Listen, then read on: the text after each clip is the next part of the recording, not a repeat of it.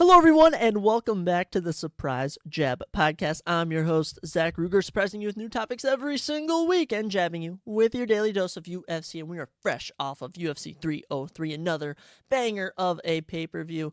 There were some interesting things on this card, which I certainly am ready to dive into. I almost want to start this episode by talking about UFC 303, but that will be the main event, the final thing we discuss on today's episode. Also on today's episode, episode 101. That's right, we are in the hundreds now. Absolutely incredible.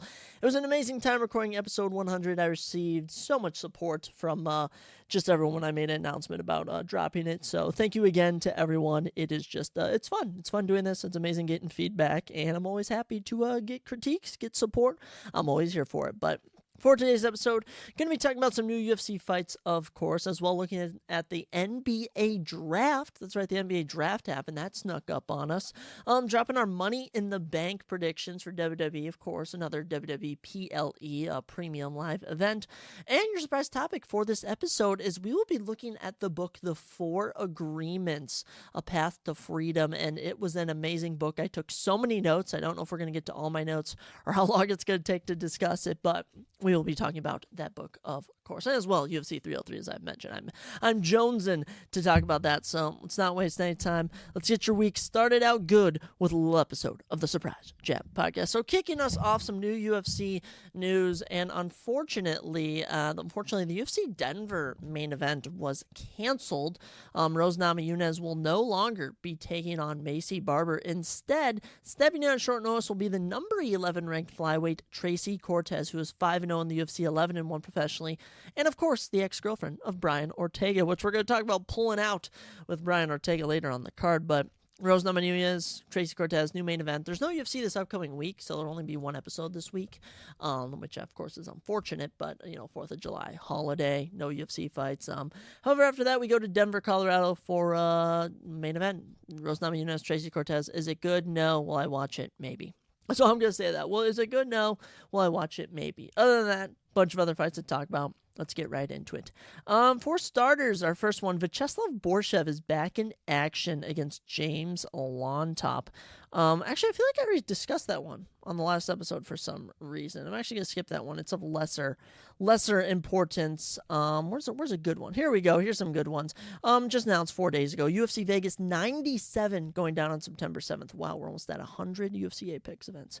The number five ranked, was this in women's flyweight? Number 5 ranked woman Jessica Andrade will be taking on the number 8 ranked Natalia Silva. Natalia Silva 5-0 in the UFC, coming off a big win over Viviana Rujo. Happy to see her back in action. And as for Jessica Andrade, I mean, an absolute killer, coming off win over Marina Rodriguez at UFC 300. Love her, support her. That should be a good fight. I'd rather see that as a women's main event than Rose Namajunas versus Tracy Cortez, if I'm being honest. But I'll make the decisions. I'm just a viewer. Maybe that could be my goal. Become a UFC matchmaker. I can make the matchups all the fans want to see. Going down at UFC 304, July 27th in the UK, Manchester, England. Middleweight fight between Christian Leroy Duncan and Gregory Rodriguez. Gregory Rodriguez was supposed to be fighting, I believe, at UFC 305, but instead he'll be stepping out on short notice to replace Robert Brzeziak against Christian Leroy Duncan. Christian Leroy Duncan, 10-1 professionally, 3-1 in the UFC, coming off a big win over Claudio Ribeiro. He takes on Gregory RoboCop Rodriguez, also known as Violent Obama. This guy has so many nicknames, and he's fresh off a win over, I believe it was either Brad Tavares or June Young Park, one of those two men. And knockout power coming from both sides. I'm excited for that one. Should be a prelim banger when that one takes place. Another fight announced. UFC Vegas 96 going down August 34th. Bruno Hulk Ferreira, who's 3-1 in the UFC with 3 knockouts, will be taking on none other than Roman Kopylov, 4-3 in the UFC with 4 knockouts. How about that? Roman Kopylov's biggest win, I'd say, is probably over Claudio Ribeiro or Punahele Soriano. However, for Bruno Ferreira, win over Gregory Rodriguez, we just mentioned. He just knocked out Dustin Stolfus. This should be a good one in the men's middleweight division, and like I said, middleweight is one of those divisions where you get so many good unranked talents. These guys are both knockout artists. I really doubt we're going to see any grappling. However, we did see Roman Kopylov grappling his last opponent on short notice, but I hope that doesn't take place. Another fight going down on that UFC Vegas 96 card, August 24th. 4th. Edmund the Golden Boy Shabazian, he's back. He's back. The Golden Boy is finally back, and he takes on Gerald Meerschaert. Another middleweight matchup, and Gerald Meerschaert 35-17. Edmund Shabazian 13-4. It's just crazy. It's crazy where these guys are both coming from. And Edmund Shabazian saved his job with a win over AJ Dobson not too long ago. As for Gerald Meerschaert, I believe he picked up a win over Brian Barberina last time out. I hate this for Edmund because he's a striker. Gerald's a grappler. But I'm really hoping Edmund can get done, but I don't know. Gerald has, I think, some of the most submissions in the UFC's middleweight division. He's so talented. He's entertaining to watch. We'll see how that transpires. Another fight announced, UFC Vegas 97 this time, September 7th. That's going down. The number 12 ranked flyweight Matt Danger Snell will take on the unranked Alessandro No Costa. Alessandro is 2-2 with wins over Jimmy Flick and Kevin Borjas. And as for Matt Snell, I mean, he's been in the mix. He's taken on a who's who of the ranked opponents. He does hold wins over Sumadarji, Tyson Nam, Louis Smolka, some nice knockouts in there. He was just put out cold, not but a couple months ago, by Steve Erceg. Alessandro Costa, meanwhile, was TKOing Kevin Borjas. Should be an interesting matchup. I will probably ride with Alessandro Costa. Also made official for UFC 305, the man we just mentioned, Steve Erceg, the number 9 ranked flyweight, will be back in action against the number 4 flyweight. He's been out for a year. He returns in front of his hometown in Perth, Australia. Kai Kara France. Kai Kara France. Don't blink is his nickname. 24-11. Gosh, he's had so many fights. 12-2 for Steve Erceg. Both of these guys are knockout artists. I like both of these guys. This should be very entertaining. You could argue Kai Kara France did not lose to Mir Albazi last July. That was actually, I believe, the second card we ever looked at. Something like that, but I don't even know what it is. I'm excited to see that matchup. That's going to be a banger. A couple other fights announced for UFC 305. A heavyweight fight between Junior Tafa and Walter Walker. Junior Tafa, the younger brother of Justin Tafa, and Walter Walker, the, I believe, younger brother of Johnny Walker. Junior Tafa is 5-2. He's coming off a tough loss. To Marcos Rojo de Lima. He took that fight on short notice. Shout out to him for taking that fight, but unfortunately got his leg beat up in that one. Junior will be back, though, against the 11-1 Walter Walker. Suffered a tough loss last time out to Lucas Brzezic, got out grappled. But hey, 11-0 coming from that European scene. We'll see how these guys do. Another banger coming down on the UFC 305 prelims in Australia. Jack Jenkins, 12-3 professionally, 2-1 in the UFC. Takes on 13-3, 4-3 in the UFC. Gavin Tucker. These are two really good unranked featherweights. I definitely get the vibe where one of these guys loses. They might be on the brink of being kicked out of the UFC. Whereas for the winner, they'll be in a good position to stay. Final fight announced for UFC 305 in the featherweight division. Staying in the featherweight division, Josh Kuliabao, who picked up a big win over, I believe it was Shaylee Nurdambik last time out, takes on Ricardo Ramos. He's another hit-or-miss guy. Both of these guys have gotten knockouts. They've gotten submissions. It's whoever shows up will be the deciding factor for whoever does best. It's a toss-up between those guys. Good unranked contenders. That should be a good fight on the prelims.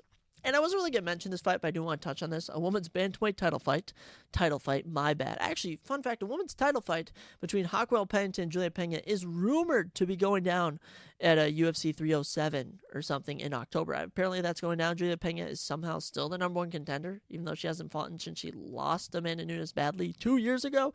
No idea what's going on with that, but unranked women's bantamweight action between Josiane Nunes and Jacqueline Calvacante. Josiane Nunes, who is 3-1 in the UFC, 10-2, not even ranked, was added to UFC EA Sports 5 for no reason. I was fairly perplexed by that, to say the least. I was so confused. I was like, why are we adding what's her freaking face? I can't remember it. Josiane Nunes. Why are we adding her into the game? She does nothing. She serves no purpose, and I was fairly perplexed by that decision. But you know what? It happens. A lot of fun fights coming at us rather sooner than later. Exciting stuff. When it comes to new news, there's been a lot of new things going on recently. One of them was the NBA draft. And the NBA draft went down, I believe it was Wednesday and Thursday. It was a 2-night event. And we had some interesting draftees, some interesting things. So let's kind of analyze some of the top picks. First off, let's look at the top 5. Top 5 picks. I know it's usually the top 10, but the number 1 pick this year was Zachary Risarchar, who plays overseas. The Atlanta Hawks drafted him. He is 6'9", 215 pounds. It's crazy. He's actually younger than me. He was born in 2005. 6'8", rangy wingspan. I don't even know his position. He's a forward. I don't know anything about this guy. Apparently he's talented. I assume if you're being drafted number 1 overall, you're talented, but don't know much about him. Same goes for the Wizards draft pick coming out of Perth, Alex Sarr. Where he plays in the Australian League. He, cool guy. Cool guy. 7 feet tall, 224 pounds, born in 2005. I mean, dude's a unit. But like I said, I don't know much about him. Number 3, though, Rockets drafting Reed Shepherd from Kentucky, white boy shooter. I remember he was being held back by John Calipari in Kentucky, okay? John was holding him back. Reed Shepherd was a shooter. He was a dog and had one of the best three-point percentages, if not the best, out of college basketball last season. Excited to see how he does on the Rockets, as the Rockets actually just lost Kevin Porter Jr. to, I think it was the Clippers. There was a couple signings today. Klay Thompson signed with the Mavericks, probably the biggest one. How about that? Klay Thompson, Kyrie Irving, Luka Doncic. They're coming for the title next year. Number 4, Stephon Castle, the senior from UConn, is now on the Spurs. That just fits to me. That just fits to me. Stephen Castle, 2-time UConn champion, 2-time March Madness champion, joined the San Antonio Spurs. A little winning mindset there in San Antonio. Good for him. And number 5, Ron Holland from the G League Ignite. Yeah, the G League, entertaining guy, Ron Holland. He's talented, young up-and-comer. I recognize his name. Other than that, not too much. Hornets draft a guy from overseas called Tidjane Saloon. Trailblazers draft Donovan Clingan, the star center from Connecticut, UConn. He should fit right in the Trailblazers organization. But Portland, not the most ideal landing spot right now. They don't got C.J. McCollum anymore. They don't got Damian Lillard. They're bottom of the barrel. But the most shocking moment, probably in the draft, I'd say, was that my Minnesota Timberwolves, traded up with the Spurs for their number 8 pick, and they landed Rob Dillingham from Kentucky. At one point, Rob Dillingham was a top 3 pick. Okay, another guy held back by John Calipari, was only averaging 24 minutes as a starter the whole season. So excited to have him on this team. He's supposed to be Mike Conley's protege, learned from Anthony Edwards. I'm so hyped. We have Rob Dillingham. I know that guy. Very cool. Number 9, the Grizzlies take Zach Edey. I can just see Zach Edey in a Memphis jersey, okay? Zach Edey, the 7'4" giant from Purdue. Cool guy. Good for him. Enjoy it. Number 10, Cody Williams from Colorado goes to the Utah Jazz. Seems fitting. They're in need of a small forward over there in Utah, and Cody Williams will fit right in. If Cody Williams is even a small forward, he is a small forward, 6'7", 178 pounds, that's that build. I think that's a build of a small forward. I mean, ain't no LeBron, let me tell you that. Number 11, Bulls take Matas Buzeles from the G League. Thunder draft Nikola Topic from overseas. Kings draft Devin Carter from Providence. Getting a little draft pick in here. Trailblazers draft Bob Carrington from Pittsburgh. He ended up being traded to the Wizards. Jared McCain from Duke was projected to go to the 76ers. Exactly where he lands. Just seems fitting. Jared McCain will fit right in with the 76ers, who actually, this may top Klay Thompson. Paul George signed a massive deal with the 76ers. 76ers looking to make a little run to the NBA Finals. We'll see, though. I mean, Paul George is going to be a dirty duo with Joel Embiid and Tyrese Maxey. And hey, now you got Jared McCain. Number 17, the Lakers drafted Dalton Knecht from Tennessee. Love that pick. He is so talented. He's one of those guys where, you see him out there, he's good. Just wasn't getting the recognition that he deserved. But shout out to Dalton Knecht. Gonna be LeBron's backup. How about that? You're gonna be on the bench next to LeBron's sperm, if you will. We'll talk about that in just a second. No one's gonna get that reference, which is gonna make it even weirder. The Suns draft DeRon Holmes from Dayton. He ended up being traded to the Nuggets. Very good player. Any other notable ones? A lot of overseas guys, if I'm being honest. End of the first round, Timberwolves drafted Terrence Shannon Jr., star point guard from Illinois. That is right. Two out of two on picks for this draft. Timberwolves were on fire. I'm happy with Terrence Shannon Jr., and I'm happy with Rob Dillingham. I freaking love it. And the final pick of the first round, I don't even understand how he fell to them. Baylor Shearman from Creighton, the star center, somehow lands on the Celtics. Celtics getting a big guy. Actually, Baylor is only 6'6". I think I'm thinking of the wrong guy. Baylor Scheimman is a guard. Who am I thinking of, guys? Who am I thinking of? I'm thinking of someone else from Creighton. They had a really tall player. It ain't Baylor Scheimman, but Baylor Scheimman's a guard, so good for him. Gosh, I was thinking of the wrong player. I don't know who I was thinking of. Kicking off the second round, we go to the number 32 pick as the Jazz land Kyle Filipowski from Duke. Good for Kyle. The Trailblazers land Tyler Kolek from Marquette. Ends up being traded to the Knicks. Another good player whose name I recognize. Other assortment of players, but I think actually Jamal Sheed landed on the Raptors, was drafted by the Kings, traded to the Raptors. Jamal Sheed played on Houston for the longest time. Oh my goodness, he set so many records there for scoring, and I think he only lost like 6 games in 4 years with that team. Incredible. Number 46, another person I'll keep touching on. Cam Christie from Minnesota. A little shooting guard action from Minnesota. Love the U of M. My girlfriend goes there, Lexi Morley.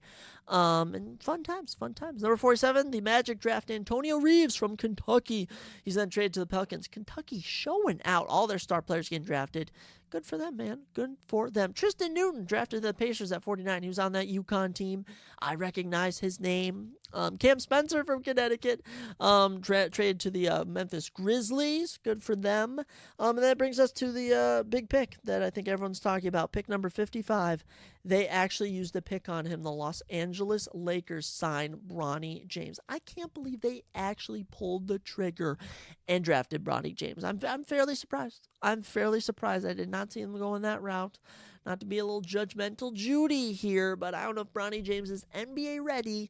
It is crazy that LeBron's son is on his team. That was a little sperm thing I said earlier. Very weird. I saw it on Instagram Reels. I thought it was hilarious, but absolutely crazy. LeBron is playing with a guy that came from his nutsack. I mean, it's just weird. It's just you never see a father playing with his son. Maybe in I don't even know what, but certainly not in the NBA. This will never be done before. History will be made when Bronny James takes the court as his dad, and they're going to try and do it as soon as possible, I bet. Congratulations to him, though. Going to get a bag of money. And congratulations to all the players. Incredible stuff in the NBA draft, and I recognized a lot of names. I'll tell you some other names that I recognize, and that was the star actors of A Quiet Place Day One. That's right, I went to the movies. We made a little movies trip, ladies and gentlemen. Went with good old Lexi, and we saw A Quiet Place Day One. So here's your official movie review of A Quiet Place Day One. Right now sitting with an 85% on Rotten Tomatoes, a 6.8 out of 10 on IMDb.com. Of course, it is a prequel, but the third film in the franchise that is A Quiet Place, John Krasinski's dream that he created. It stars Joseph Quinn as Eric, Lupita Nyong'o as Sam, Djimon Hounsou as Henry, and Alex Wolff as Ruben. Spoiler alerts for stuff that occurs in this film. Alex Wolff, of course, kind of a secondary character getting killed early on. Djimon Hounsou, actually, I should probably tell you who some of these guys are. Djimon, I believe he's most notable. I mean, he was in the second A Quiet Place. He's been in Never Back Down. He was in the Rebel Moon movies. He was in Gladiator. He was in Gran Turismo. He was the dad in Gran Turismo. He's been in the MCU. He was like Ronan's helping hand, if you will, or whatever. Been in a lot of things. He's a great actor. Absolutely love Djimon Hounsou. And as for Joseph Quinn, of course, Eddie from Stranger Things. I think he's actually going to be in the new Gladiator 2 movie dropping soon. Alex Wolff, who played kind of this like caretaker, he passed.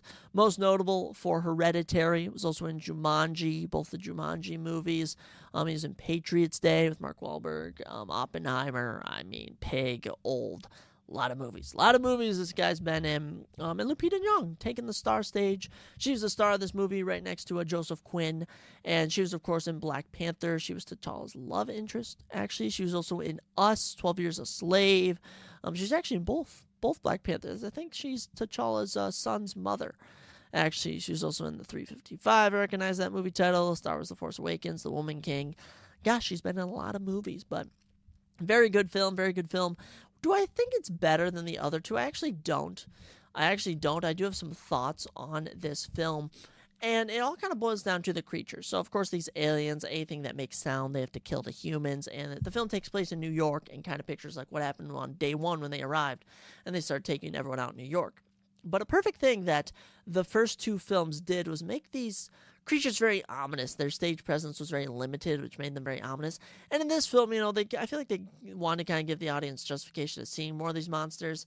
And then again, it was the first day. This was day one, so a lot has changed since then in the world of A Quiet Place. But I just feel the aura of the monsters wasn't all there, because I knew Like, there was a cat in the film. I think the cat was like the fifth main character, and sometimes you thought the cat was going to die. There was kind of that, but you never really thought that the two main characters were going to die. But one interesting dynamic was that Sam, who's played by Lupita in this film, she has cancer, so that's a big thing in this film. Is that, as much as this is day one of the monsters arriving, this is kind of her final days, and the whole plot of the film is her and Joseph Quinn, whose name is Eric in the film. And they're trying to get to this old jazz club or this pizza spot where her dad used to go. Her dad died of cancer as well, and that's kind of the whole theme of the film. She has her cat with her, and there's some cool moments in the film. Some suspenseful moments. And it was good. It was good. I give it a 7 out of 10. 7 out of 10 film. Of course, I don't really throw around high rankings all the time. I'm judged for that heavily. But, I mean, it kind of ended on a sour note. Spoiler alert. She doesn't really sacrifice herself, but she creates a distraction so Joseph Quinn can escape. And he gets on this boat because the National Guard kind of learned, hey, the monsters can't swim. We'll evacuate everyone by boat. And Joseph Quinn swims out to a boat, and he's saved by, of course, the guy from the other movies we were talking about, who's in The Quiet Place Part 2. And she kind of just takes one last look around town. She's listening to jazz on her headphones, and the movie ends with her pulling her headphones out of the speaker she's on, and the music starts playing, and a monster crashes down right behind her, and it cuts to black. You kind of accept that she's, dead, but it's kind of like she's kind of lived out everything she had to in her life, and, she's letting the cancer take her, and she's accepting the monsters are going to get her. So kind of emotional, kind of sad, but a good film. Good film. Only an hour and 39, with some credits. It could have been like an hour and a half, so an easy watch. It does make me want more of the Quiet Place universe. Makes me want to rewatch the first two films, most definitely. And there's much more to come. More prequels, spin-off shows, a part 3, part 4, who knows. But decent film. Decent film for A Quiet Place. There's just not much to really say about it. Like I said, I mean, you're introduced to Joseph Quinn's character like 30, 40 minutes into the film, so like halfway through. And he's kind of like a wimp in this film, which is just kind of odd. But it's essentially they can walk around wherever they want as long as they're quiet. It's just once you make some noise, you almost die. There were some intense scenes, some scenes you kind of like, oh, are they gonna die? Are they not?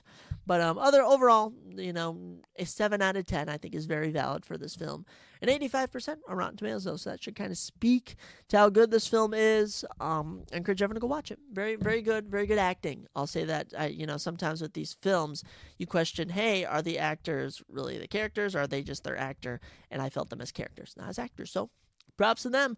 Speaking of actors, there's this thing called WWE, which I occasionally check on. Pretty much I get everything through my Instagram, but they have another live performance event going out the Scotiabank Arena in Toronto, Ontario, Canada, and it's Money in the Bank, which is kind of their third or fourth biggest event of the year, and this one's going to be good. This one is going to be good. Of course, 5 matches. There's 5 matches every single time now. This new thing implemented by Triple H, and of those 5 matches, let's check out all 5 of them, give my thoughts on them, and drop my predictions. I don't think you can actually bet on the WWE since it's scripted, but I mean, you can always come back and look and go, hey, did Zach get this prediction right? And I can go, yes, I did. And there you go. So, kicking us off, which I'm going to assume this is what will kick off the night. I'm hoping this will be what kicks off the night. But the women's Money in the Bank ladder match, Io Sky, former women's champion, Chelsea Green, I think she was a tag team champion, Lyra Valkyria, I think she's Scottish, Tiffany Stratton, the next big thing, and Naomi, plus another contender, which I think will be announced like the day before. Women's Money in the Bank, essentially a Money in the Bank. These superstars, they climb up, they get this briefcase. Whoever gets it can cash it in for a title shot at any moment, any time. Very fun. It's a very fun item that WWE has added to their repertoire. As far as this goes, I mean, I definitely don't see Lyra Valkyria or Chelsea Green winning. Io Sky, I think, has had her time. I think that that's going to be kind of it for her. Naomi, they might give it to her, but I think she's kind of past her prime. I'm going to give it to Tiffany Stratton. Tiffany Stratton is kind of one of the next big things right now. Been with the WWE 3 years now. Former NXT Women's Champion. She's been earning her keep, and I think it's finally time that they give her a Women's Championship match, especially winning Money in the Bank. Plus, she's good looking, draws in those viewers for that market. The WWE knows what they're doing when they market some of these superstars.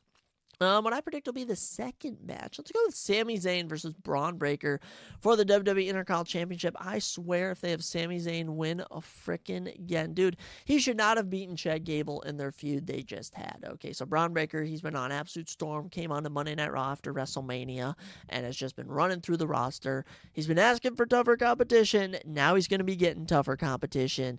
This is what should happen, okay? Braun Breaker beats Sami Zayn, wins the belt. That's my prediction. And we get a new champion on this card. You know, we only have 2 title fights. So hopefully at least one title changes. Okay, hopefully at least one title changes.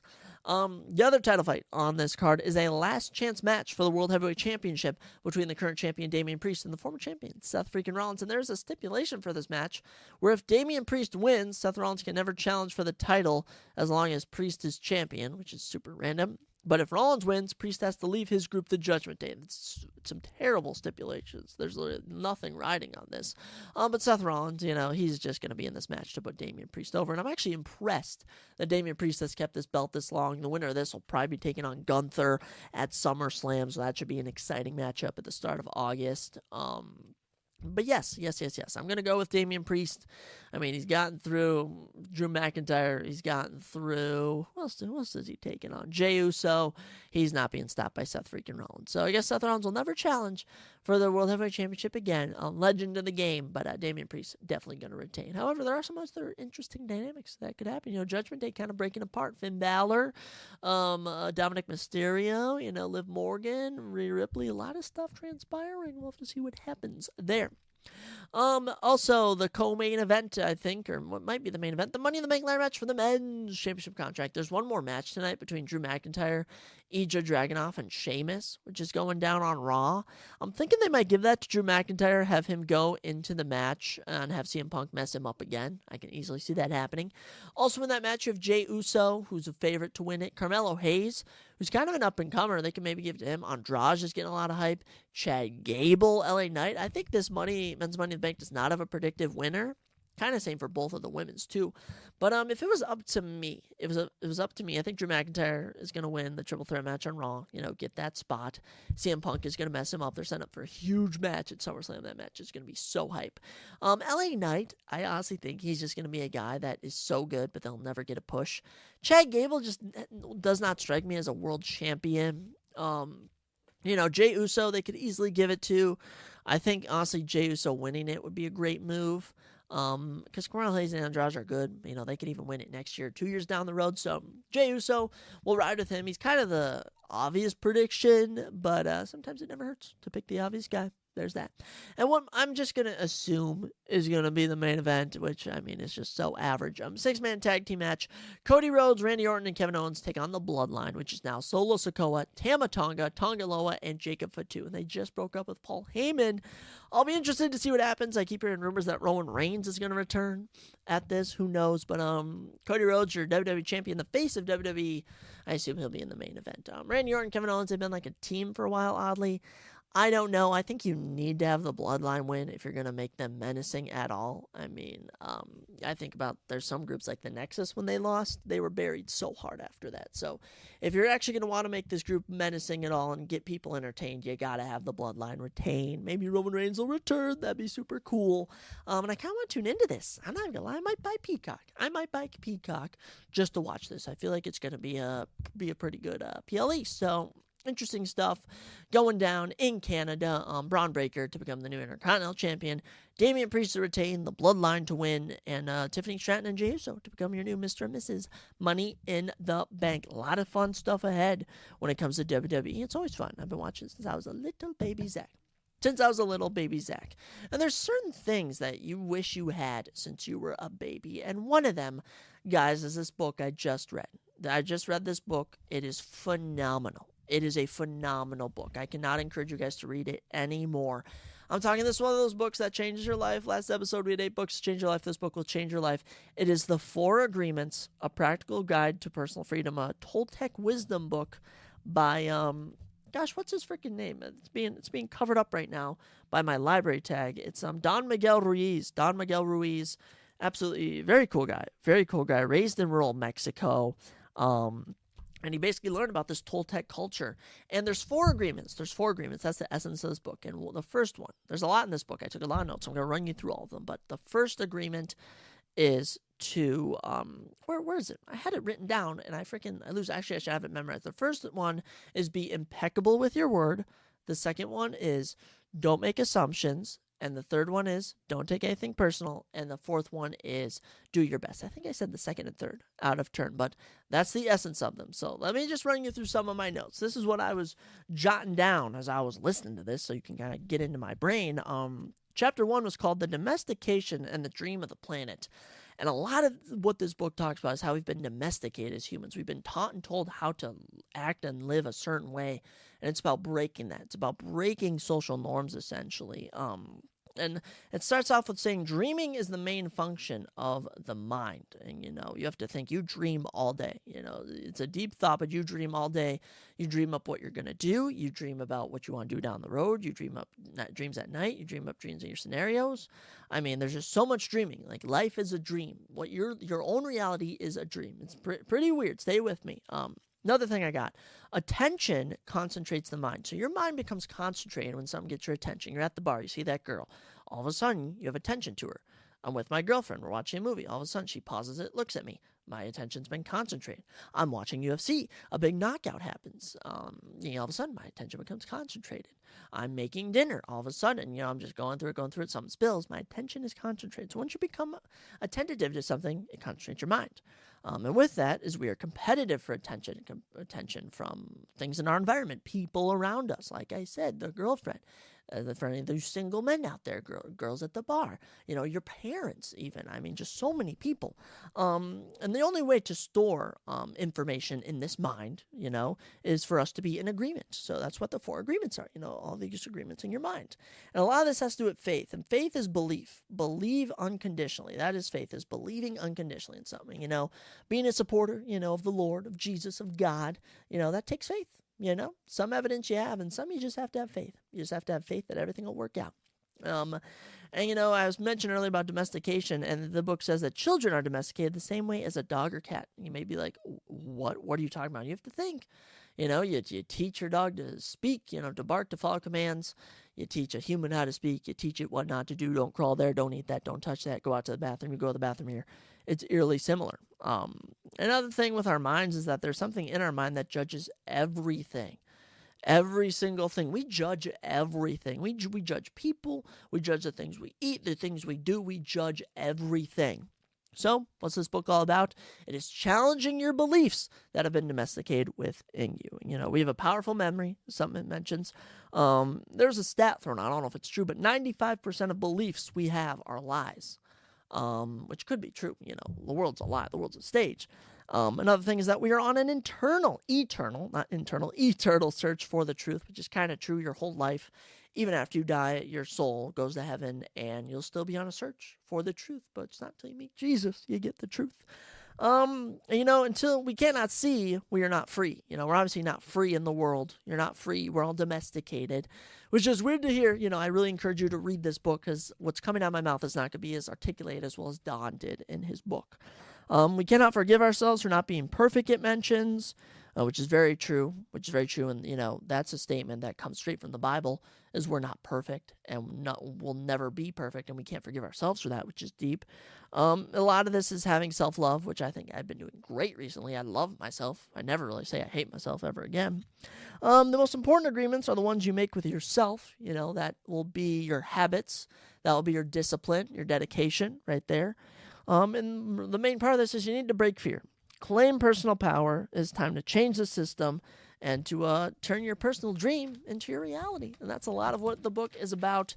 It was very good. That's kind of a nice little summary. I didn't realize the first chapter was a good little summary before we even dove into the first agreement. Be impeccable with your word. And the word is the truth, and that is the key, is that your word is your truth. So, be impeccable with your word is the most important law.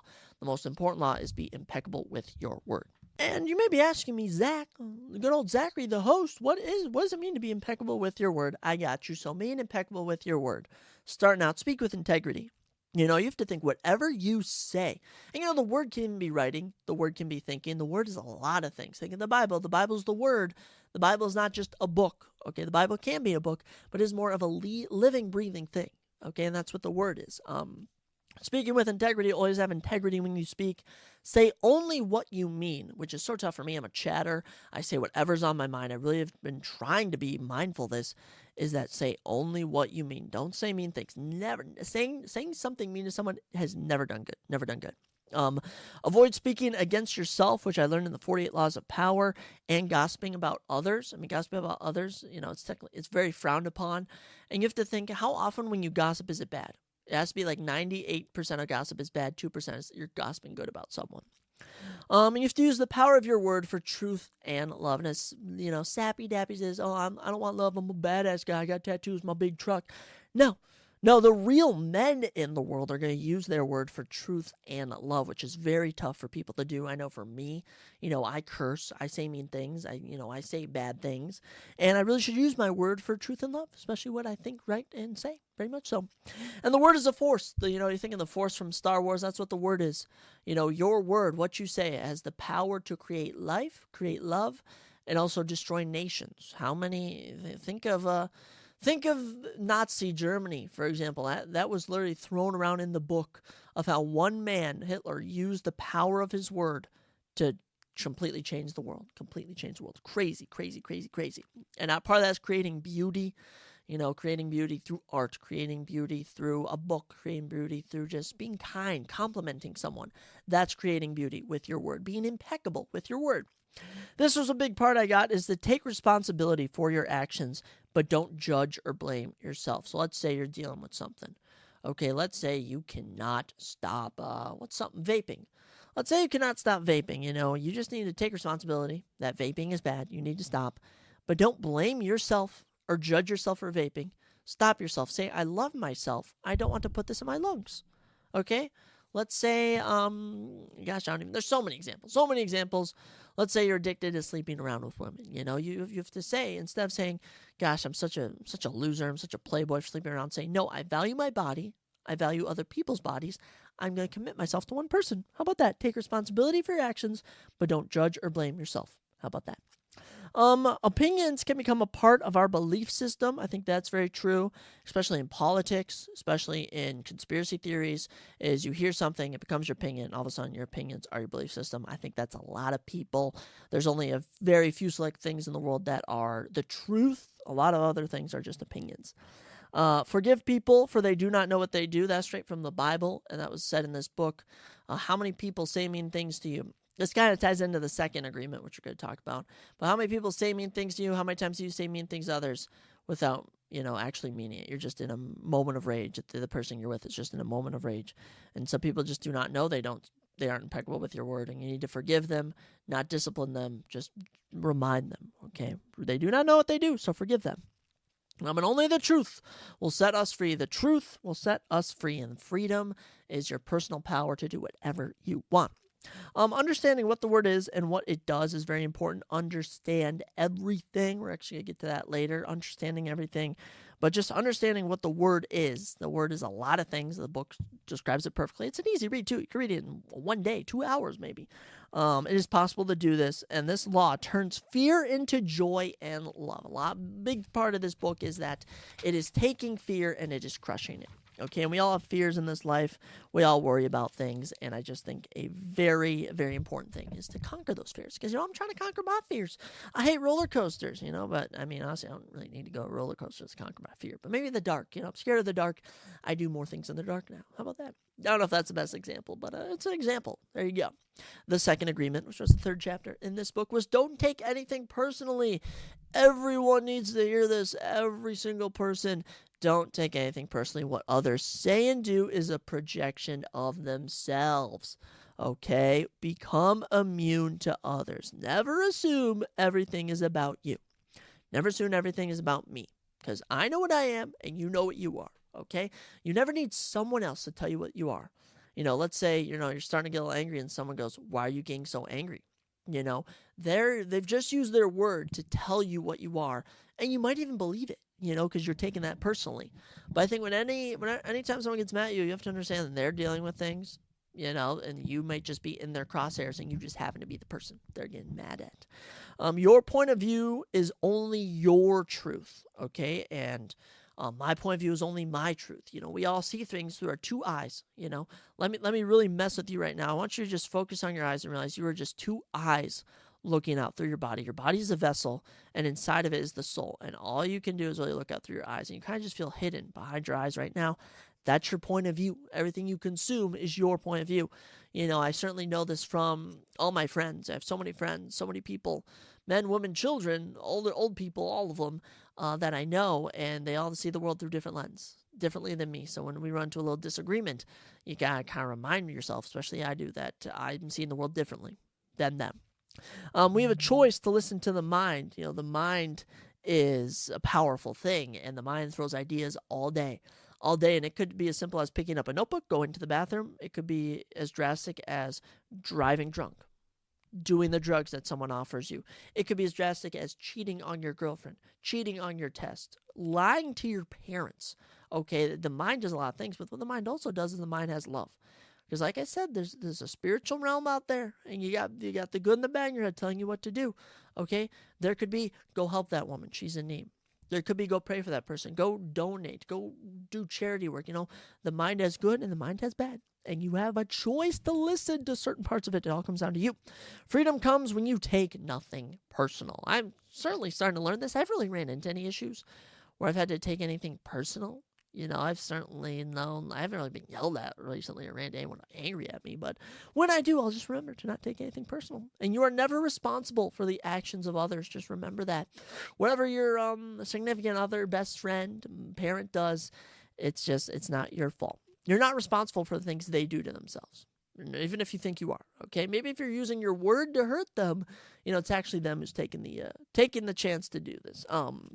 The main thing that I got out of this chapter is live without fear. Live without fear. You know, if you're not taking anything personal, you're not fearing anything. You know, that person coming after you, just know it's not actually you they're after. It's themselves and their mind they're after.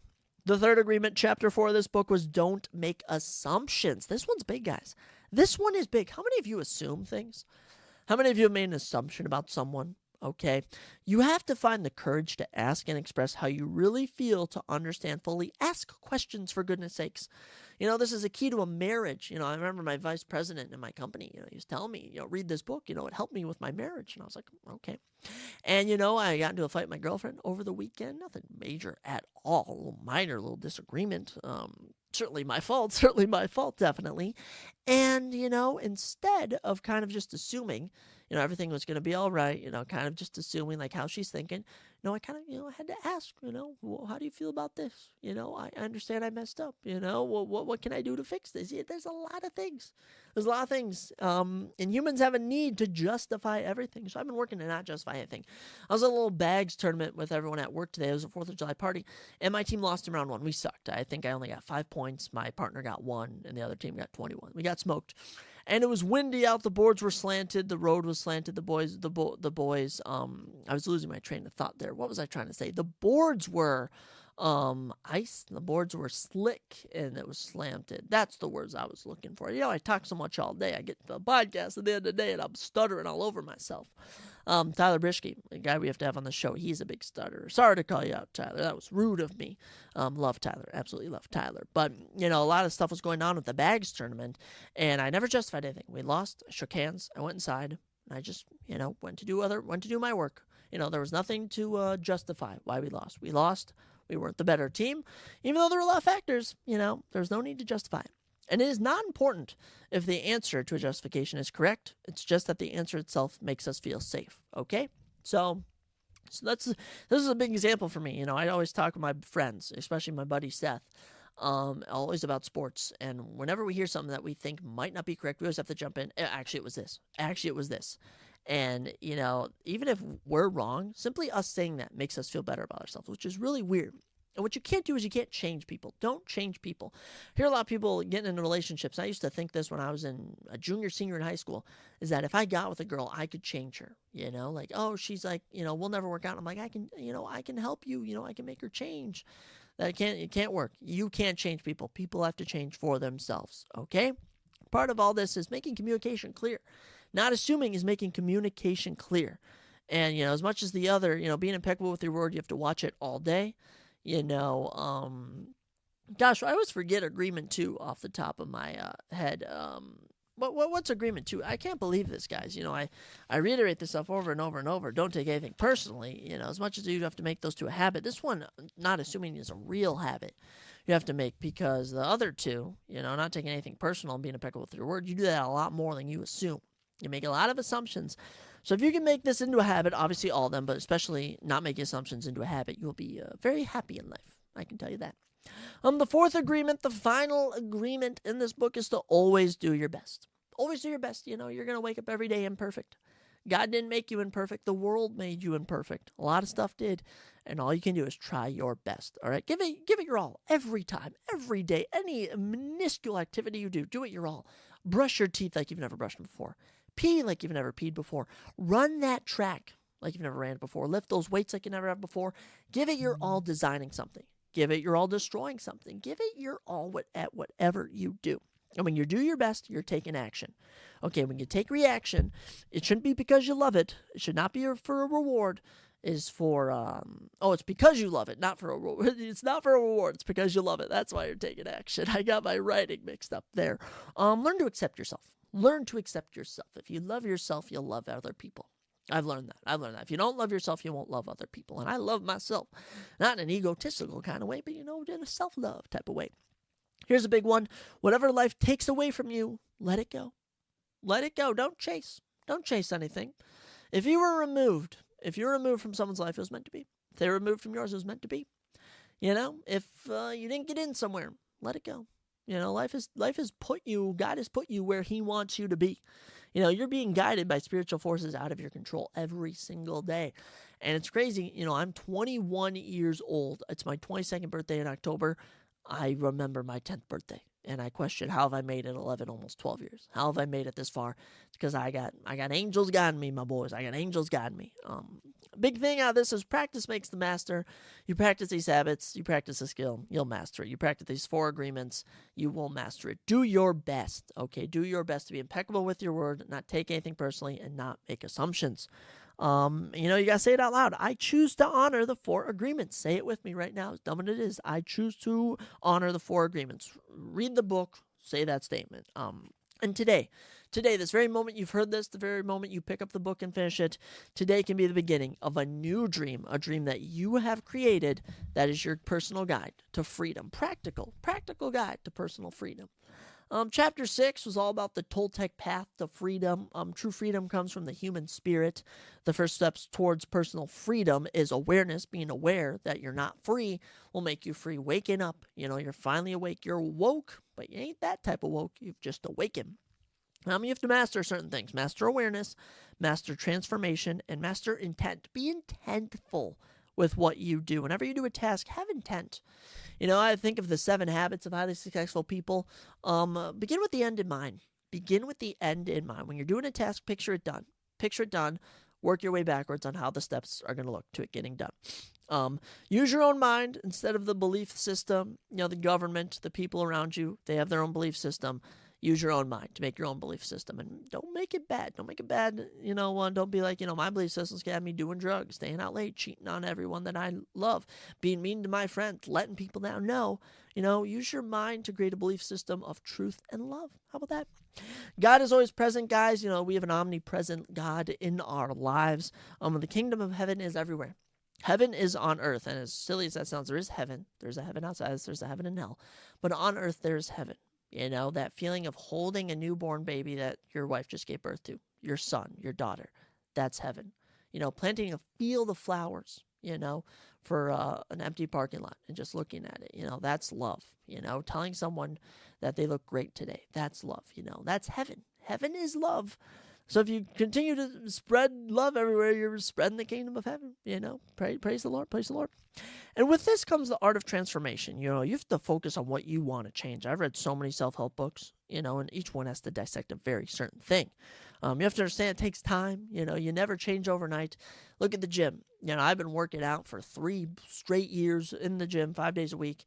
Some days 4, some days 6. And, I may not think I've made progress. I look at a photo of me in 2020. I'm like, I looked like that. I had no muscle. I wasn't toned. I mean, it's crazy. It takes time. Repetition makes the master. And what did we say earlier about, being a master is you have to master. You have to master, gosh, what did we say? This is what happens when I take so many notes, which I think taking notes is very good. Practice makes the master. There we go. The discipline of the warrior was an end part of this chapter. The way you see the world will depend on the emotions you are feeling. You see a puppy, abandoned on the side of the road, you're going to feel sadness. You see your favorite sports team win, you're going to feel happiness. You see a tornado, on the radar come towards your house, you're going to feel worry. How you see the world will depend on the emotions you're feeling. If you put a positive spin on every single thing, the world will change. As evil as it is, there's positivity you can find in every single thing. And you may point out the darkest thing, trying to be a hypocrite or something, but, on the surface level, let's actually think about that. You have to forgive yourself. Forgive since you love yourself. That's what it is. That's the only way to heal, is if you forgive, you will love yourself. If you forgive others, you'll love yourself. Emotions control behaviors of humans. We've definitely known that. And the discipline of the warrior. Warriors are impeccable. Warriors are impeccable with their word. Warriors aren't assuming. Warriors aren't letting other people put them down. And warriors are always trying their best. And here is, I had a whole other part of things, but I kind of went on this, is the embracing the angel of death. Embracing the angel of death was one of the final points of this book. I'm going to be myself is a statement it says to make. And it says, how can you enjoy the present living in the past? Surrender. You have to embrace the angel of death. You're going to die. You've heard the term ego death. It's not as dark as ego death, because the ego death happens when you take, I believe it's acid, DMT, shrooms or something, and you completely become a different person. With this is you are choosing to become a different person on your own. All right? Welcome the angel of death. The angel of death is going to come in. It's going to remove things from your life, and you have to accept it. And I think when this comes to losing loved ones, losing pets, you have to embrace they're going to die. But are you going to remember the fact that they died? Or are you going to remember the fact that they've been brought to a better place? That you love them, the memories you shared. If you embrace that, your life will be 100 times better. And it's tough to absorb all this, guys. 4 agreements broken down. Minuscule has offered loads of information. I encourage everyone to read this book. This book is life-altering. This book is life-changing. And hey, guess what? It can even make you a better person. If you don't want to be a better person, then what are you doing with your life? Come on, be a better person. I love good people, and I love myself. Not in a way like that. I don't like, oh my gosh, I'm better than everyone. No. Self-love. Very cool. Very, very cool. As much as I just read this book, and it's a bunch of new stuff, there's also new stuff in the pop culture world. That's right, discussing film. We're always talking about discussing film, I swear, but we got 10 new things in pop culture. Let's get right into it. So then we can talk about UFC 303. I mean, lots of fun stuff. A new trailer for M. Night Shyamalan's Trap movie has been released. It hits theaters on August 2nd. And guys, this movie is a very interesting plot, based on a true story of sorts, keyword of sorts, where essentially this guy takes his daughter to a concert, and while he's there, he notices there's a lot of police. He's noticed that the building's locked, and he asks kind of one of the vendors, like one of the guys working at like the booths, he's kind of like, hey, what's going on? He's like, they're actually planning to trap a serial killer here, and they're locking everyone in. They're going to try and find him because they think he's going to be here. And you're kind of like, oh, okay. And then the big shock is, the guy who you're assuming is going to be the main character of the film goes to the bathroom, checks his phone, and he has a guy tied up in his basement. And you find out that he is the serial killer from the trailer, and they're going to try and catch him, and he's going to try and avoid them. And M. Night Shyamalan, dude makes some amazing movies. How about that? Exciting stuff. Very exciting stuff. Will I see it? Maybe on DVD, on digital, at home, not at the theater. But this looks interesting. It's based off a true story of, I think, back in the 80s. Police invite a bunch of suspected criminals to a football game, and they were giving out free tickets. And while they're at the football game, they started catching them, which I found pretty funny. Found that pretty funny. Number two we'll talk about is episode 3 of House of the Dragon. Watched House of the Dragon, some interesting stuff. I'm just not that into it. I'm not into this show as I am like The Boys per se, or even back when I watched Game of Thrones. But there are some good moments in this. I kind of know what happens. I know the whole story. I've read the book, so nothing really surprises me. But I've heard episode 4 is going to be good. But yeah, nothing too crazy. I just want big action scenes and nothing to just drop my jaw. I'm not in suspense of anything. Let me say that. There's no suspense. There's no mystery. With Game of Thrones, the books are out from George R. R. Martin, but a lot of those books, they've been out a while. And by the way, seasons 5, 6, 7, and 8, there's like no book material in there. So, but House of the Dragon, the 4th episode, I think is supposed to be the biggest one yet. So we'll have to see. Pedro Pascal, the first images of him have dropped in Gladiator 2. Let me just tell you guys, he is looking very cool. Pedro Pascal has absolutely taken over, one of the better actors of the 2010s going into the 2020s.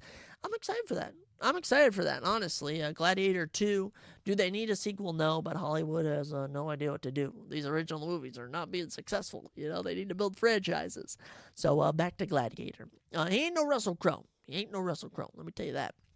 A Quiet Place Day 1 will release on digital on July 30th is the 4th thing we have, according to Amazon Prime. Like I said, I saw it on opening night, June 28th, and not even a month later, it's coming to digital. I do not understand why. Trust me, I do not understand why. And by the way, it has biggest box office opening of the previous 2 movies. Number 5, Warner Bros. And Paramount have expressed interest in merging Max and Paramount Plus into a joint streaming service. I'd be okay with that as long as I get it for free. I get HBO Max with my phone plan. I really hope I still get that. If I don't, then I will be very, very angry. And we don't want me to be angry, do we?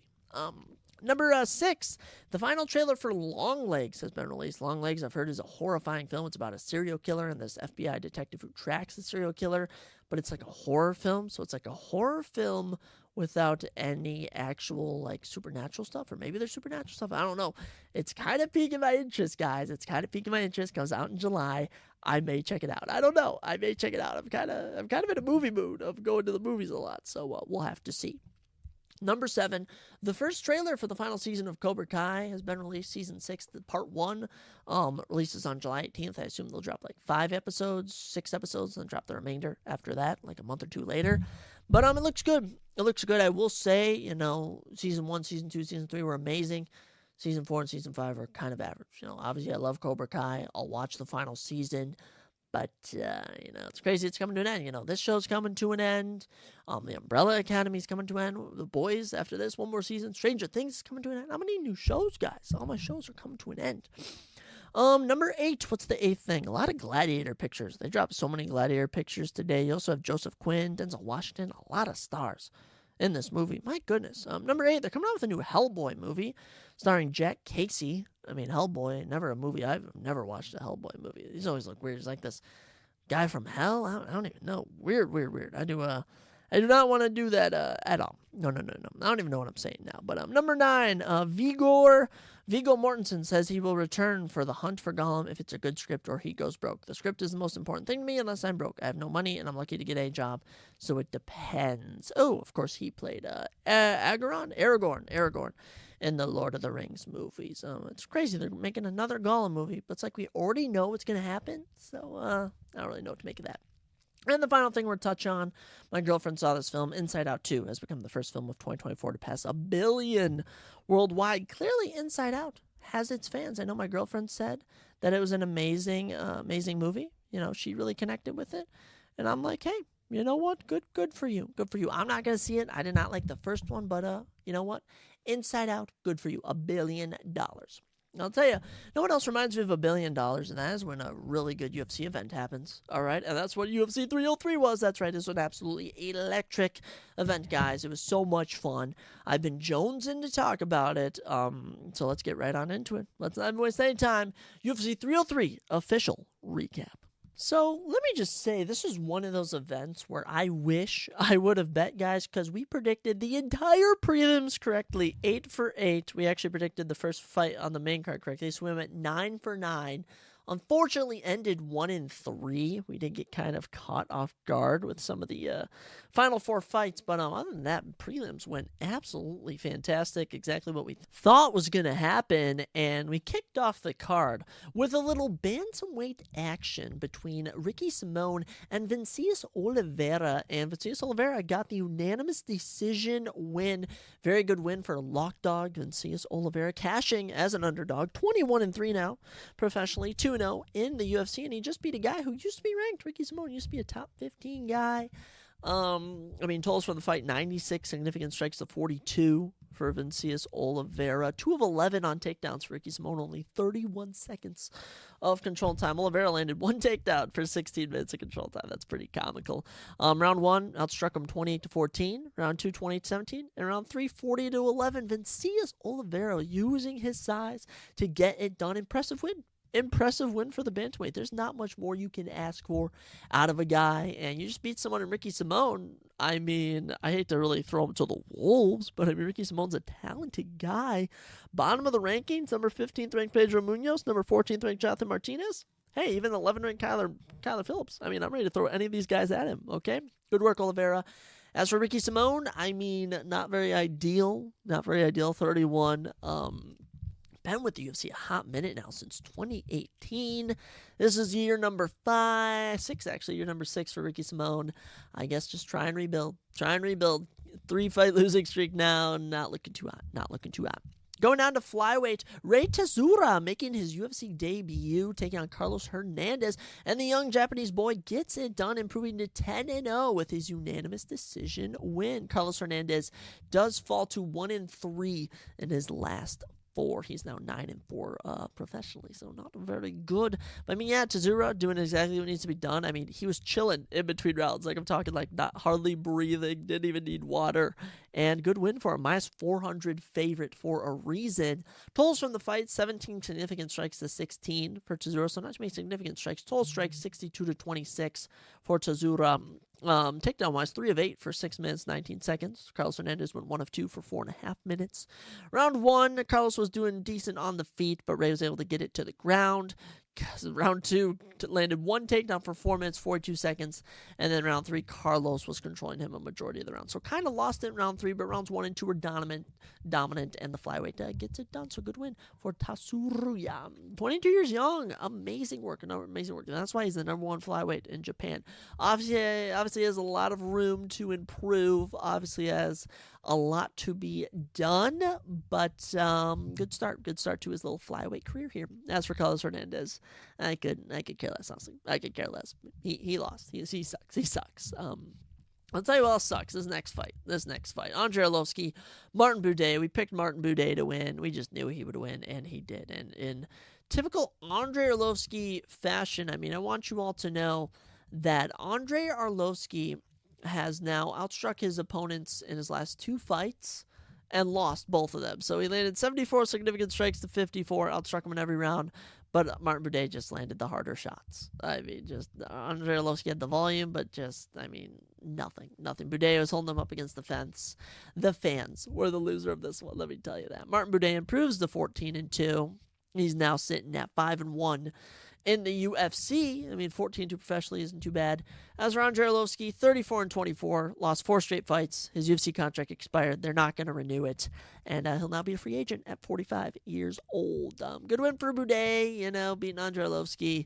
I don't know his limit. I don't know what it is. Rodrigo Nascimento just got knocked out by Derek Lewis. He's ranked number 15. I say we make that fight. I honestly don't know. Don't know what to do about this. Very boring. It just really shows. I mentioned this all the time on the podcast. The difference between the top 7 or 8 heavyweights in the UFC and the rest of the rankings, even unranked, is so monumental. It's hilarious. It's actually hilarious. And speaking of send-offs, speaking of people leaving, we had a ranked matchup between the number 15th ranked Jillian Robertson, number 14th ranked Michelle Warson Gomez in the women's strawweight division. And Jillian Robertson beat Michelle Warson Gomez, and Michelle retired. She retired, hung up her gloves, called it a career, and I don't blame her because it's not going to get better from here. Jillian Robertson, 2 of 6 on takedowns, 12.5 minutes of control time. Are you kidding me? Round 2, 4 minutes, 49 seconds. It's absolutely crazy. 12.5 minutes, guys, is 2.5 rounds of the fight. Okay, so Michelle Watson Gomez had 21 significant strikes to Jillian's 77, 41 total strikes to Jillian's 122. She did land one takedown in the final round, which was immediately reversed into Jillian having control. Tough loss for Gomez. She ends her UFC run on a 5-fight losing streak, 18-13. Tough. That's for Jillian Robertson. All right, now you're going to be ranked number 14 in the UFC. 2-fight win streak, 4-1 in her last 5. Impressive now to start off the year 2-0. Let's hopefully she can get one in before year's end. Very surprised she didn't get a finish in this one. She'll be ranked number 14. Jillian Robertson, 29 years old from Canada. Peeking around the rankings, I mean, we could honestly just have her slowly advance. Number 12 ranked Luciana Pinheiro, coming off of some losses. I say we do that fight. Number 12 ranked against the number 14th ranked. Perfect. Matchup made right there. After that, 4 kind of boring decisions, if you will, led us to our first finish of the night. And by the way, the run after this fight went on a crazy 4-fight run. Absolutely incredible. You could even argue the rest of the card was amazing from here. First off, Peyton Talbot giving us our first finish in the 5th fight of the night. The first performance bonus of the night. 19-second knockout for the minus 1,600 favorite. Yeah, there's a reason he was a minus 1,600 favorite. My goodness. Peyton lands 13 significant strikes in 19 seconds. Wow. Giannis Gamori landed 1. Oh my goodness, Giannis. Oh my goodness, Gamori. Second time he's been KO'd. Third time he's been finished in his career. He's now 0-2 in the UFC.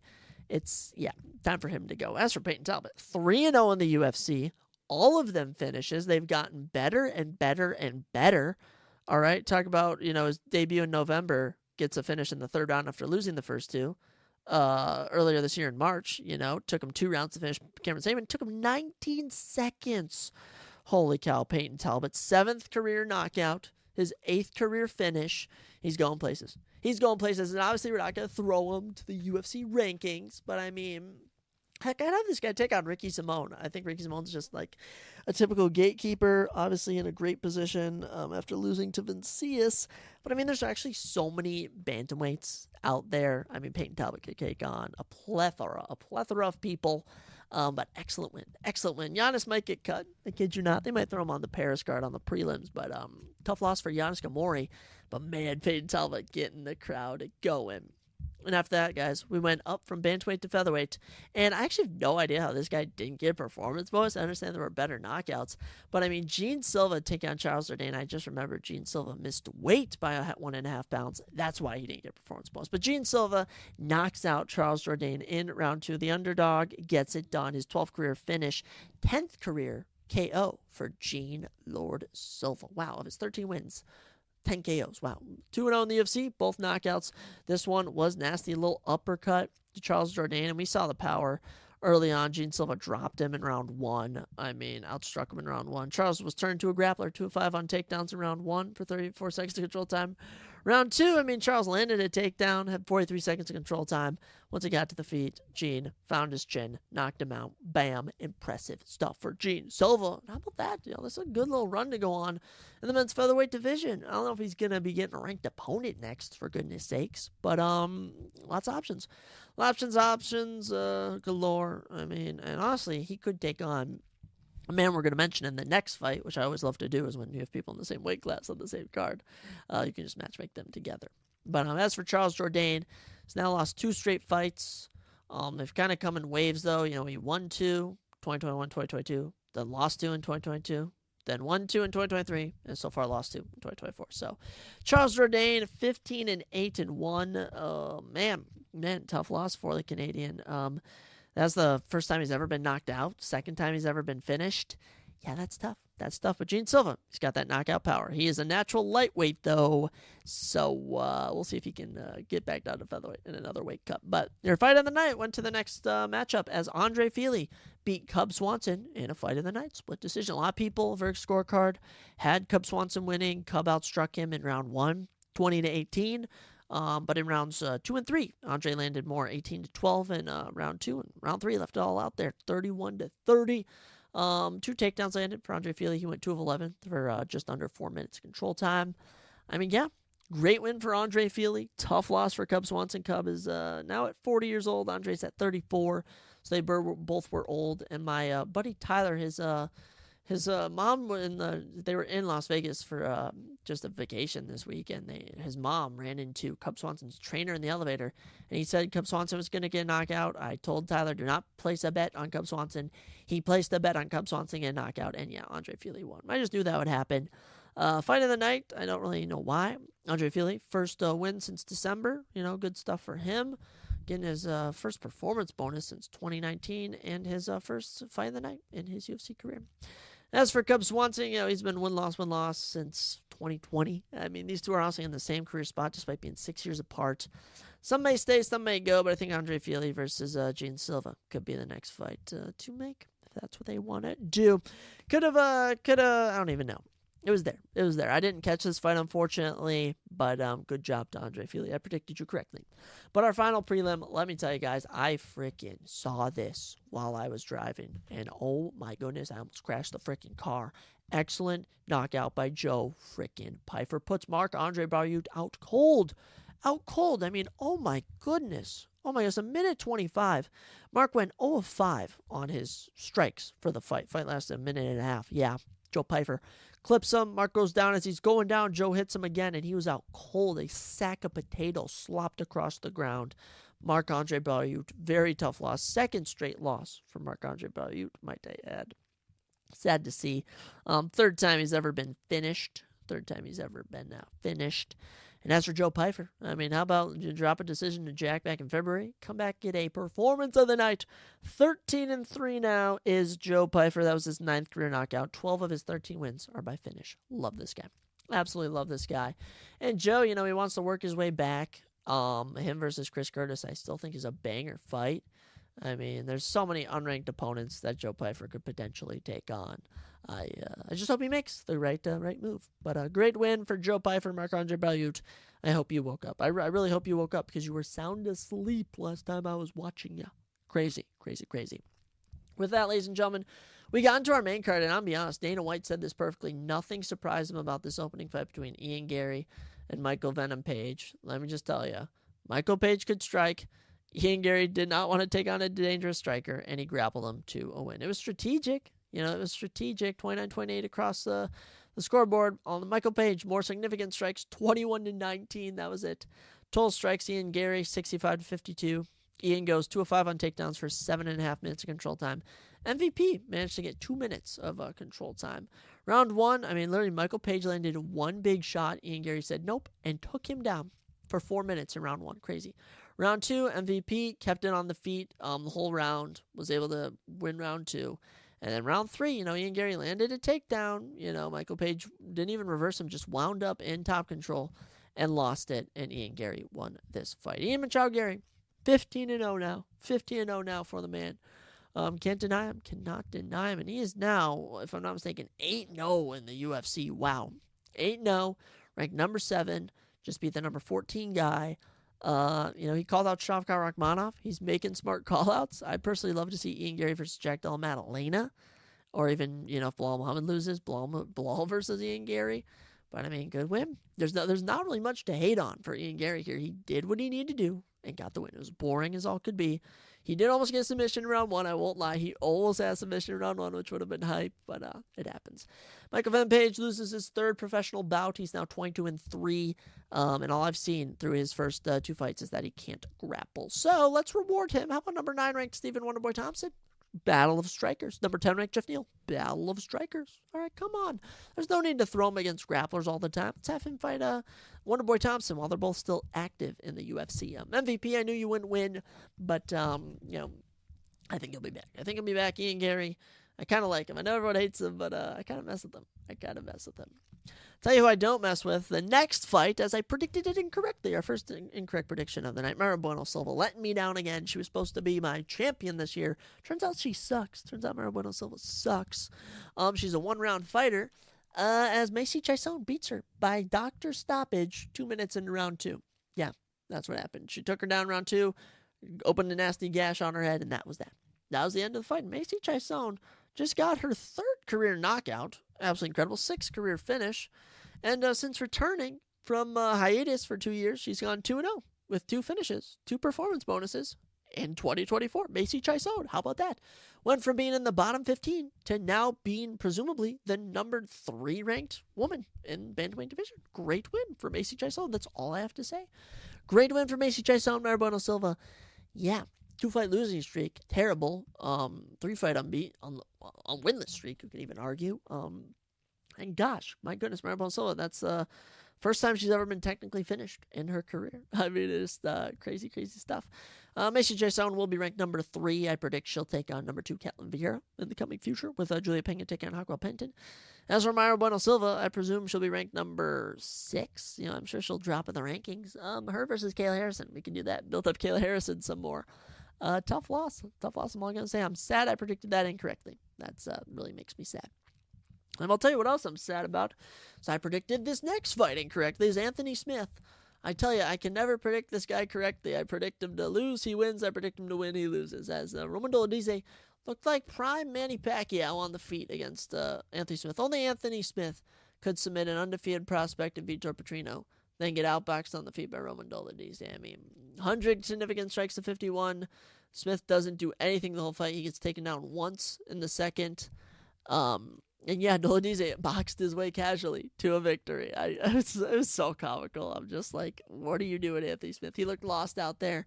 And how about Roman Dolidze, ranked number 10 at middleweight? Just beat the number 10 guy at light heavyweight. Rank him in both weight classes. Good for him.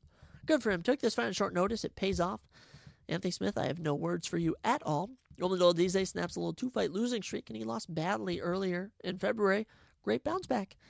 And Anthony Smith is win-loss since 2021. Oh my goodness, I cannot with Anthony Smith. I have a love-hate relationship with Anthony Smith. But Anthony Smith can take on Carlos Ulberg, Bogdan Guskov next. I don't even care. And Dolidze, he's now ranked in both weight classes. He can take on winner of Alonzo Menfield and Nazmat Mirzakhanov. He could also take on Michelle Pereira. I'll get you not. Roman Dolidze has so many options now. And I'm kind of happy for him. He said he wants to fluctuate between weight classes. Good for you, Roman. Good for you. With that, ladies and gentlemen, we got to the co-main event. And I kid you not, this may be I don't even know if this has ever happened before, but if anyone had been following the event, they would have known that this fight was changed to a lightweight bout when Brian Ortega couldn't make weight. He couldn't make weight. And then as it was approaching, Diego Lopez was kind of being told, okay, could this fight happen at 165? He's like, what? Like, sure. And then Brian Ortega pulls out before the fight. I don't know much details about why, but Brian Ortega out of his fight on 3 hours' notice. He was coming to this as a fan. Dan Ige steps in to take on Diego Lopez. Dan Ige ranked number 13, taking on number 14th ranked Diego Lopez in the co-main event. And by gosh darn it, he almost pulled off an upset. I kid you not, Diego Lopez wins this fight by unanimous decision. Wasn't a fight of the night. They fought like two guys who, Danny Gay had been training for a fight with Chepe Mariscal coming up, and instead takes on Diego Lopez on 4 hours' notice. Might have been 3 hours, I think, 3 hours. Diego outstruck him in rounds 2 and 3. Kind of used a little bit of grappling in the second, but round 3, Danny Gay came alive. Outstruck him, but it was too little, too late. Loses 2 rounds to 1. And Diego Lopez gets the job done. Diego Lopez, 25-6 now, 4-fight win streak. Great stuff. And Danny Gay, yeah, he drops this one. He's 18-8. Win-loss. But who cares? He took this fight on short notice. Absolutely incredible. Just so happy for him. So happy for him. Both of these guys, they said they want to run this back when they have a full camp. They may even main event. Dana White said I'm all for that. I still think Danny Gay, I think Danny Gay is going to be rewarded. I think Danny Gay might get, a fight with Josh Emmett, get a rematch with Calvin Kattar, could take on Bryson, a lot of guys. As for Diego Lopez, make Brian Ortega fight him. I know Brian Ortega might not be able to make weight, but we should give Diego Lopez a high-ranked opponent. I don't really know who, because Brian Ortega actually now I'm thinking might be going to lightweight. But I mean, number 4 ranked Yair Rodriguez, if they're not boys. Winner of Arnold Allen and Giga Chikadze, Josh Emmett. I mean, sky's the limit. Diego Lopez is a star, and how about that? He's already 2-0 in the UFC in 2024. Knocked out Sodiq Yusuff in a minute and a half and just beat the number 13th guy on 3 hours' notice. Good stuff. He should be ranked number 13. I'd move him all the way up to 1. All right, Diego Lopez is my number 1 contender. And with that, ladies and gentlemen, we got to the main event, and, this one hurt. Not because I don't love Alex Pereira, because I love Alex Pereira, guys. I'm a huge Alex Pereira fan. But it's also because I'm a Jiri Prochazka fan. Alex Pereira Probably getting in the top 5, top 3 knockouts of the year, finishing Jerry Brosco with a head kick in round number 2. And I mean, just brutal. Just brutal. I mean, Jerry didn't even try to attempt a takedown. He got dropped. He almost got knocked out at the end with 1 second left in round number 1. First 13 seconds of round 2, he's read like a book, and Alex Pereira knocked him out cold with a head kick. Couple follow-up punches to give him some more brain damage. Holy cow. Alex Pereira, his 9th career knockout. Mind you, he has only won 11 fights professionally. My goodness. 9 of his 11 wins by freaking finish. Knockout. Not even submission, all knockouts. Alex Pereira, 4-fight win streak. I mean, dude has only ever lost to Israel Adesanya in the UFC. He's the face. Alex Pereira's the face of the UFC. He's replaced everyone. Incredible. I love it. Jerry Prochazka, his kryptonite is Alex Pereira. You know, his kryptonite's Alex Pereira. He's talking about retiring. He's talking about hanging it all up. I really hope that Jerry Prochazka doesn't. But just know Alex Pereira is super good, Jerry. You're losing to a guy in his prime.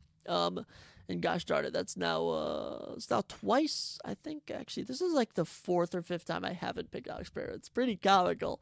It's just because I love Jerry Prochazka. But Alex Pereira, currently the number 4 pound-for-pound guy. I think he should pass the number 3 guy, Leon Edwards, to be the number 3 pound-for-pound guy in the world. And you know what? He's the top guy. Jerry might drop in the rankings from 1 to 2. I think Magomed Ankalaev should be the number 1 contender. That's who Alex Pereira is going to take on next.